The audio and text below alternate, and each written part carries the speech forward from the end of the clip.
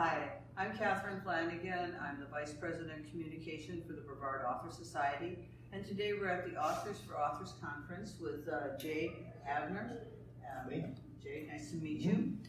Hi, I see that you have several books. What genre exactly do you write in? Mystery and murder mystery.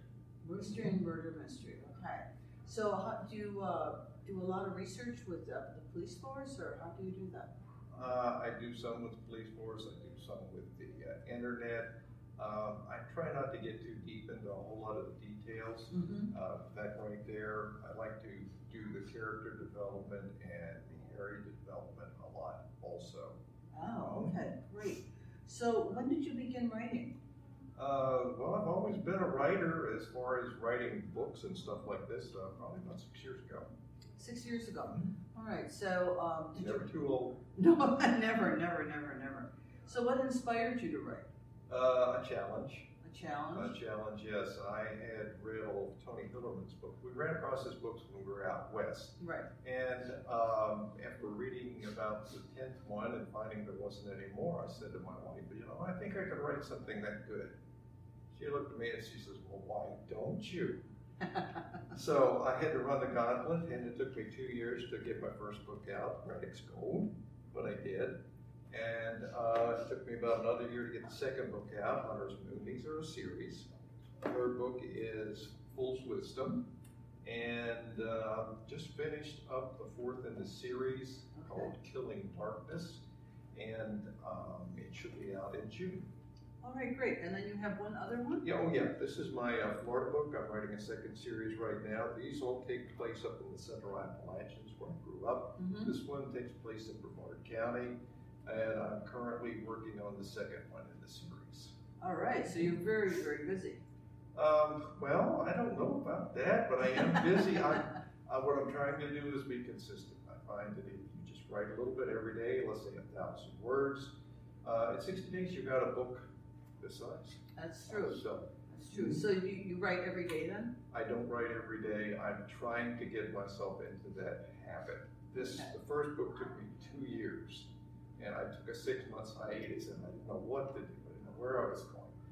But if you want to be, I think, like a mystery writer or a fiction writer today, and you want to get your numbers up, you need to be putting something out every 6 months.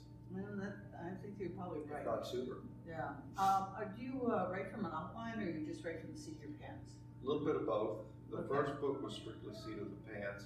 As I've gotten more into it, I have a basic idea of where I want the book to go. But as far as a little outline and stuff, like I say, it's very basic on the seat of the pants, because I get surprised sometimes that came out of my head, you know? I had an aunt that she looked at my books and she said, I can't believe it, all that stuff came out of your head. So, the seat of the pants, I think, like I say, that's the way I write. Other people do it the other way. I think it's just an individual, something that we're inborn with. Yes, the people I've been interviewing, the majority have been seat of the pants. So it just seems to be a pantser, yes, definitely that way. Do you have any advice for new authors? Do I have? Advice for new authors? Are you crazy? Why would you want to do something like this? It's such a big question.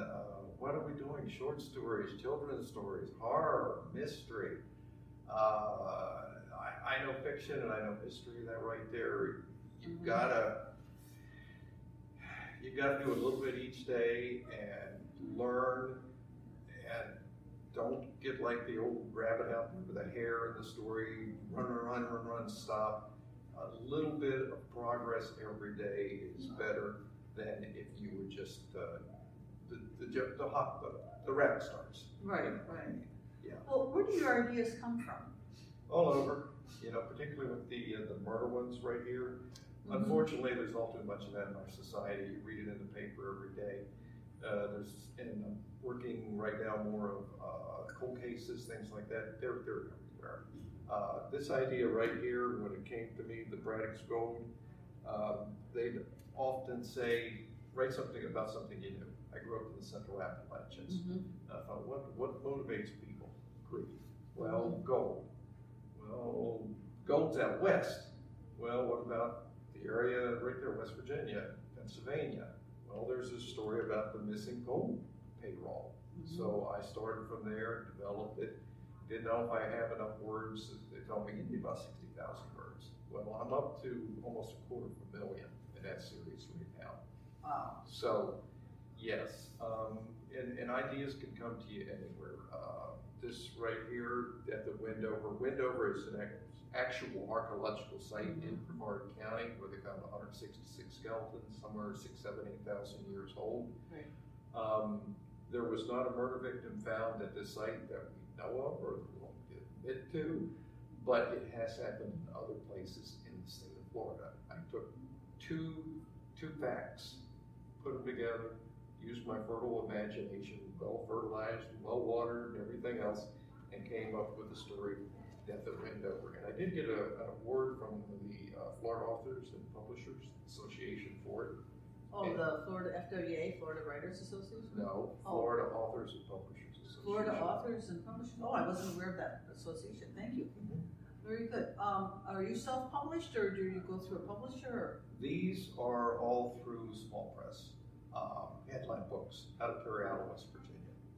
Oh, okay. Okay. Very, very good. So how do you promote your books? How do I promote my books? Oh boy, that's a big thing right there. I'm learning. I do a lot of festivals. Like I say, I do some Facebook, and promotion it's a problem. Word of mouth is the best thing out there, and the best thing I can say about promotion is it's one of those things that's going to snowball on you. If you just write one book, particularly for a fiction writer, it's not going to go very far. I don't care if it's John Grisham quality, stuff like that. It's just not, because you've written one book. Nobody knows who you are. It takes a while to get your name out there, get name recognition.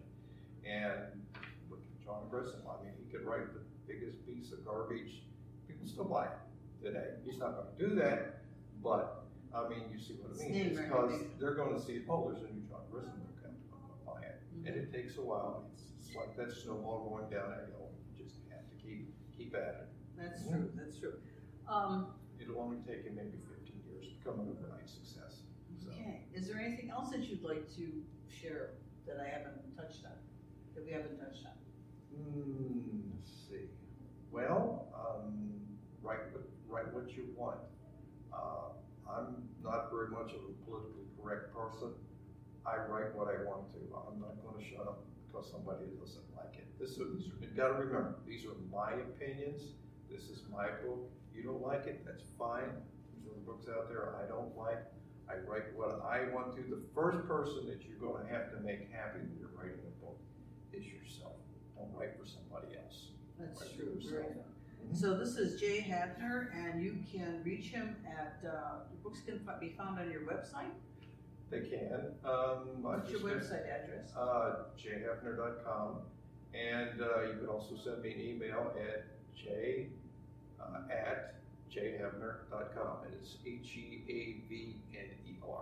Thank you very much, and thank you for being here today. All right, it's been a pleasure. Yes, thank you.